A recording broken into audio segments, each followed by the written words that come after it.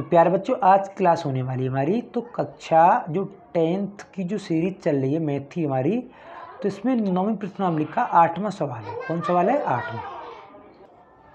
तो 8वां सवाल है, इसमें 7 सवाल हमने हल कराए हैं। तो देखो, इनका सवालों का सॉल्यूशन करने का मात्र एक ही तरीका है कि देखो, सबसे पहले देखते हैं इसमें क्या दे रखा है, और क्या देने के बाद इसमें फिर लाल बटे कक्का की सहायता से आप हल कर सकते हैं। लाल बटे कक्का क्या होता है? तो देखो, जो पहला होता है एल बटे के, ये होता है आपका साइन, और ए बटे के होता है, ये होता है आपका कॉस। देखो, इस कॉस का तो सिर्फ इस पूरी प्रश्नावली के अंदर इस मान का कोई आवश्यकता नहीं है हमें। अब एल बटे ए, ये सबसे अधिक मान आता है। ये कौन सा है? 10 का। कौन सा है? 10। एल का मतलब क्या होता है? यहाँ पर आप सोच रहे हैं एल का मतलब होता है यहाँ से लंब। क्या होता है? लंब होता है यहाँ से। के का मतलब होता है कर्ण। के का मतलब क्या होता है? कर्ण। और ए का मतलब होता है आधार। क्या होता है? आधार। अब देखो, तीनों का मतलब समझ गए। तो देखो, एल और के मतलब लंब की और कर्ण की बात होती है तो किसका? साइन का हम लेते हैं। अब साइन का मतलब साइन 45, साइन 60, साइन 30, इनका मान कहाँ से निकालते हैं? तो एक सारणी होती है, सारणी के माध्यम से इनको मान को देखकर इसमें पुट करते हैं, तो रखते हैं। तो अब देखते हैं क्वेश्चन नंबर 8 में। अब देखो, वो कह रहा है कि एक पेडिस्टल के शिखर पर 1.5 ऊंची मूर्ति लगी हुई है। देखो, पेडिस्टल का मतलब होता है, जैसे हम आपको थोड़ी सी वैसी भाषा में समझाएं कि एक चबूतरा होता है इस प्रकार का, और चबूतरे पर ऊपर क्या लगी होती है? एक मूर्ति लगी होती है। आपने देखा होगा किसी शहीद की मूर्ति या किसी के महान पुरुष की मूर्ति लगी होती है तो ऐसे लगी होती है। तो ये पेडिस्टल बोल रहा है इसको, और ये मूर्ति है इसमें। तो कह रहा है भूमि के एक बिंदु से मूर्ति के शिखर का अन्वयन कोण। देखो, भूमि का जो बिंदु है, मान लो ये बिंदु है, इस आंख बढ़ाते हैं, ये बिंदु है कोई। अब कहता है कि भूमि के एक बिंदु से मूर्ति के शिखर का, तो देखो मूर्ति का शिखर ये, तो इससे कोण कहता है एंगल कितने डिग्री का कहता है? 60 का। तो ये कितना का हमारा? 60 का है। अब कहता है कि उसी बिंदु पेडेस्टल के शिखर का उन्नयन कोण 45। अब देखो, यहाँ से ये बात आती है यहाँ तक की, तो ये कोण समान होगा, तो ये तो कितना होगा? 60। अब कहता है वो पेडिस्टल से, तो यहाँ से कहता है वो पेडिस्टल ये हमारा, तो यहाँ से कहता है इधर, ये कितने देर का आपको? 45। किधर का? 45। ऐसी आकृति हमारी, इस मूर्ति को यहीं पे आप प्रतिस्थापित भी कर सकते हैं। तो इससे आपका चित्र बिल्कुल सही राइट बन जाता है। अब हल करना है क्या? अब देखो, वो दे रखी है 1.5 ऊंची मूर्ति। तो देखो, ये वास्तविक चित्र हमारा कौन सा है? ये वाला है। तो 1.6 मूर्ति दे रखी है इसमें, 1.6 ए बी। अब BC ये क्या है? ये है आपका पेडिस्टल। क्या है? पेडिस्टल। तो हमें क्या ज्ञात करनी है? पेडिस्टल की ऊंचाई। अब देखो इसमें क्या लगता है, तो देखो ये क्या हमारा? लंब, और ये क्या हमारा? आधार। तो लंब और आधार की जब बात होती है तो क्या कौन सा थीटा आता है हमारा? 10। मतलब कौन सा त्रिकोण अनुपात आता है? 10 आता है। तो देखो कैसे, देखो यहाँ से लेते हैं पेडिस्टल, तो यहाँ से लिखते हैं पेडिस्टल की ऊंचाई और लिखते हैं मूर्ति की ऊंचाई। देखो, मूर्ति की ऊंचाई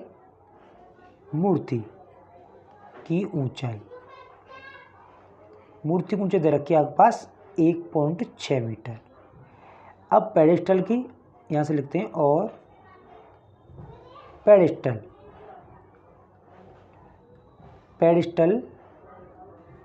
की ऊंचाई क्या दे रखी है हमारे पास? चित्र में दे रखी है BC। कितनी है? BC है, BC। अब देखते हैं समकोण त्रिभुज। यहाँ से लिखते हैं समकोण त्रिभुज। अब देखो, 2 समकोण त्रिभुज दे रखे हैं हमारे पास। कौन कौन से? एक तो दे रखा है आपको चित्र BCD और एक ACD। तो सबसे पहले कौन सा लेते हैं? हम लेते हैं यहाँ से BCD में। कौन से में? BC और D में लगाते हैं 10। तो 10 यहाँ से 45 बराबर लंब है हमारे साथ BC बटे आधार CD। ये देखो, BC का मान BC यहाँ से, और CD का मान यहाँ पर भी CD दे रखा है। अब 10 45 का मान होता है सारणी में 1, तो 1/1 की यहाँ से, और BC बटे क्या आती है यहाँ से? CD। तो बजुड़ा करेंगे तो यहाँ से आती है BC बराबर आती है यहाँ से CD। ये हमारा एक त्रिभुज लग के, मतलब एक फॉर्मूला लगा दिया हमने, और ये हमारा BC बराबर CD निकल के यहाँ से आ गया। अब दूसरा देखते हैं, समकोण त्रिभुज। समकोण त्रिभुज कौन सा है हमारा, ACD में, ACD में। अब यहाँ से वही tan 60 बराबर लंब क्या यहाँ से 1.6 प्लस BC, 1.6 प्लस BC, क्योंकि यहाँ से लेके यहाँ तक AB 1.6 प्लस BC बटे कौन सा यहाँ से CD। tan 60 का मान कितना है, √3। इसके नीचे 1 किया हमने, 1.6 प्लस BC बटे CD। अब बचुना किया हमने, इसका इससे, तो हमें ज्ञात हुआ, हमें क्या निकालनी है, सबसे पहले निकालनी है, क्या निकालनी है हमें, यहाँ से BC निकालनी है। तो देखो BC निकालनी है यहाँ से, तो बचुना करेंगे तो देखो 1.6 प्लस BC बराबर CD गुणा √3। अब देखो CD और BC के मान दोनों का मान बराबर है, तो समीकरण 1 से हम इसको मान समीकरण 1 धर देंगे। तो समीकरण 1 से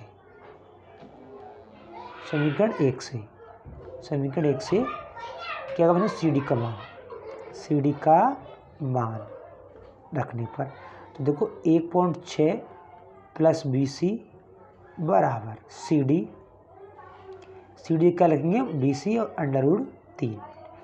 अब क्या करना है हमें, इसको इधर से पक्षांतर करना है, इसको इधर से करना है पक्षांतर। तो देखो यहाँ से हमारा निकल के आता है, देखते हैं यहाँ से। अब देखो यहाँ से क्या निकलता है हमारा, देखो तो देखो यहाँ से हमें इसका क्या इधर पक्षांतर, तो देखो BC चाहे इसको इधर कर लेते हैं, तो यहाँ से हमारा निकल के आता है यहाँ से 1.6, ये कुछ भी नहीं है, बराबर BC √3 और माइनस के BC। यहाँ से देखो इस सवरे मान को इधर भी ला सकते हैं, इससे कोई चिन्ह परिवर्तन आपका नहीं होगा, क्योंकि पूरे मान को इधर उधर करते हैं तो कोई चिन्ह परिवर्तन नहीं होता है। तो यहाँ से BC हमने क्या नहीं कॉमन, तो यहाँ से √3 और माइनस का 1 बराबर 1.6, इसका लाएंगे भाग, तो BC बराबर 1.6 बटे √3 माइनस का 1।